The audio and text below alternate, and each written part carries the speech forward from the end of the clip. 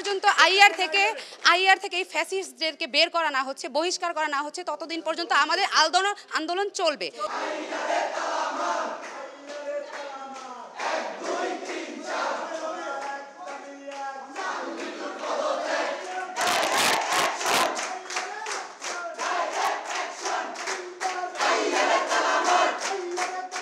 আমরা ঢাকা বিশ্ববিদ্যালয়ের শিক্ষা ও গবেষণা ইনস্টিটিউটের বর্তমান এবং সাবেক শিক্ষার্থীরা গতকাল থেকে আন্দোলন করছি।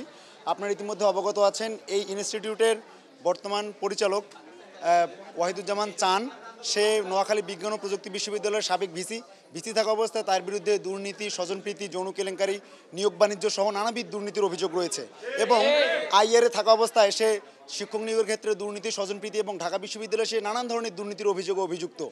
সেটা একটা নানান ধরনের সন্ত্রাসী কর্মকাণ্ড অভিযুক্ত এবং ইভেন সে ইতিমধ্যেই আমাদের বিভিন্ন শিক্ষার্থীকে দাড়ি, টুপি এবং বোরকা হিজাব দেখলে সে জঙ্গি এবং শিবির ট্যাগ দিয়ে শিক্ষার্থীদের হেনস্থা করত।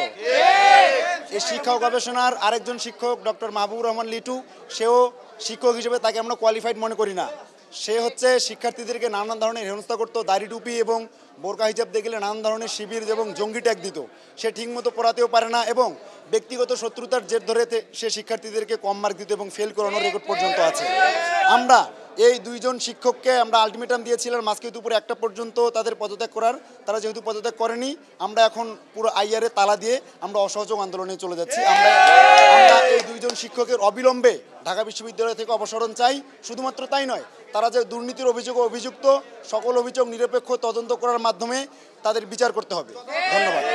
আমরা আপনাদের মিডিয়ার মাধ্যমে আমাদের সম্মানিত সমস্ত যে শিক্ষক আছেন এবং আমাদের শিক্ষা ও গবেষণা ইনস্টিটিউটের কর্মচারীরা আছেন, তাদের সবাইকে আমরা আহ্বান করছি। আমরা বর্তমানে যে আন্দোলন নিয়ে এসেছি, আইআরে দীর্ঘদিন ধরে পীড়নমূলক এবং ফ্যাসিস্টবাদী যে ধরনের সংস্কৃতি চলছে, এটা যেন গুড়িয়ে দেওয়া যায়। এই আহ্বানে আমরা আন্দোলনে একাত্মতা প্রকাশ করছি এবং আমরা সাথেই আমাদের শিক্ষকদের এবং কর্মচারীদের সবাইকে আহ্বান জানাচ্ছি আমাদের সাথে সংহতি প্রকাশ করার জন্য। আমরা 2 দিন ধরে কর্মসূচি পালন করছি এবং আমরা চাই যত দ্রুত সম্ভব এই অন্যায়কারীদের এবং এই দুর্নীতিবাজদেরকে বিচারের আওতায় আনা এবং আইআর থেকে বহিষ্কার করা।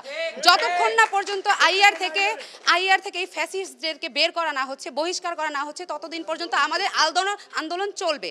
এবং আমাদের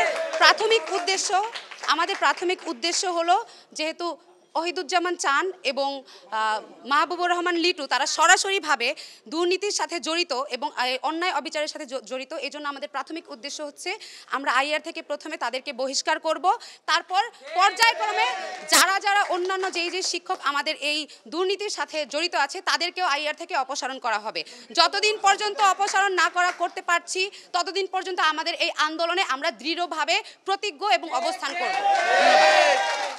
আইআরের পুরো শিক্ষক সমাজকে তারা দাসত্বের কবলে রেখেছে এবং আমাদের শিক্ষকরা কোনো যৌক্তিক আন্দোলনে যাতে আমাদের সাথে আসতে না পারেন, আমাদের সাথে একত্রতা ঘোষণা করতে না পারেন, সেই জন্য আইআরের লিটু এবং চান তারা পদক্ষেপ নিয়েছে। আমরা চাই যে বিশেষ করে আইআরের বর্তমান ডিরেক্টর ওয়াহিদুজ্জামান এবং সাবেক প্রক্টর ডক্টর মাহবুবুর রহমান লিটু, তাদের বিরুদ্ধে আমাদের শক্ত অবস্থান, তাদের অপসারণ করে আইআরে দ্রুততম সাম্যের আইআর গঠন করা হবে, এটাই আমাদের